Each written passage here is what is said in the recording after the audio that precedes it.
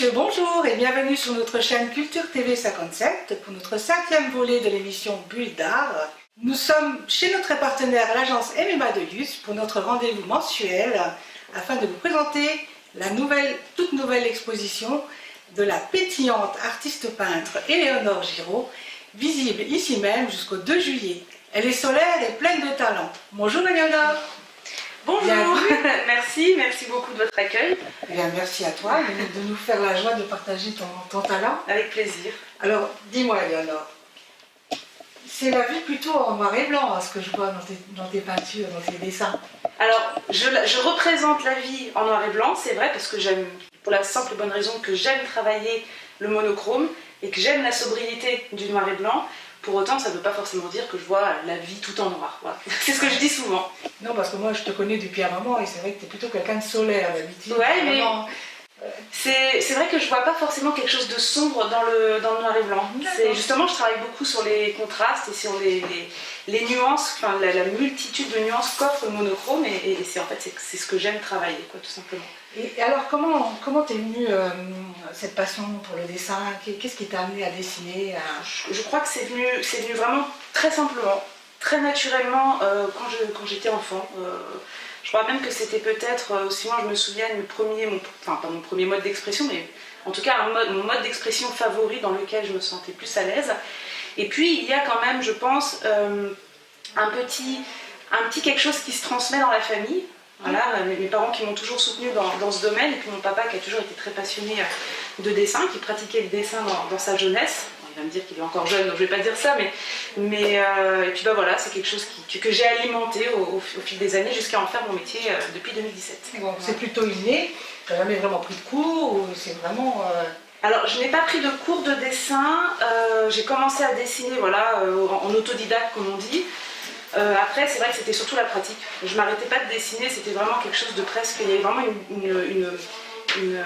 j'ai envie de dire une boulimie, un besoin de dessiner, donc je pense que ça s'est un petit peu peaufiné comme ça, mais il est vrai aussi que j'ai fait des études d'architecture jusqu'à l'obtention de mon diplôme en 2014, et c'est vrai que pendant mes études d'architecture, voilà, on a quand même appris quelques bases en dessin, perspective, dessin paysage, etc., dessin spatial, pas forcément du dessin comme ça c'est venu après, donc je pense que ça m'a aidé aussi, mais il y a quand même quelque chose, alors je sais pas si je dirais inné, je sais pas si je parlerais de talent, mais en tout cas de la pratique et de l'envie, ça c'est sûr, et du plaisir. Voilà. C'est le plus important. Voilà, c'est ça.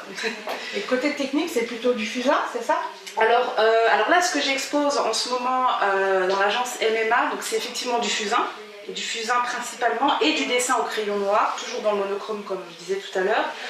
J'aime bien intégrer aussi quelques nuances de doré, mais je fais aussi de la peinture sur toile, sur des très grandes toiles, et même des fresques murales.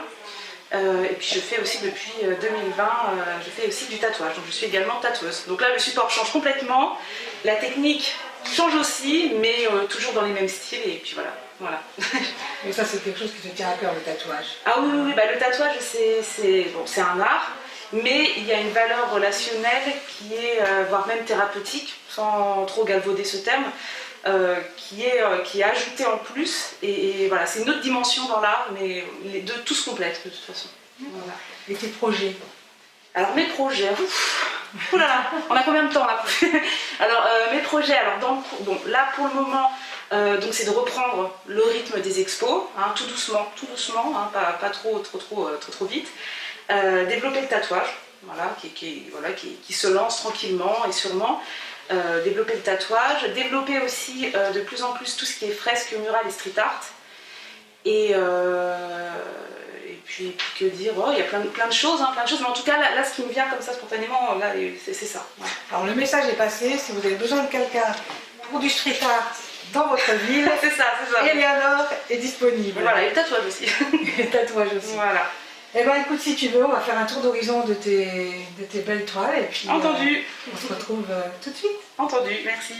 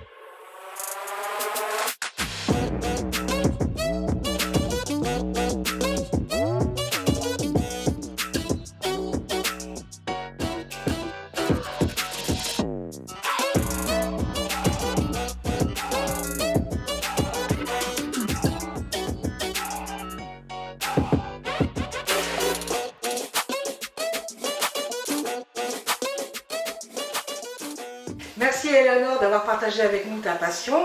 Je vous rappelle que l'exposition est visible à l'agence MMA de Luz au 99 avenue des Nations, gratuite et ouverte à tous jusqu'au 2 juillet. J'espère que notre petit tour d'horizon vous a plu. N'hésitez pas à venir découvrir ces superbes toiles. La vie culturelle reprend et ça fait du bien. J'espère que vous êtes tous prêts à en profiter. Bloquez d'ores et déjà la date du 26 et 27 juin.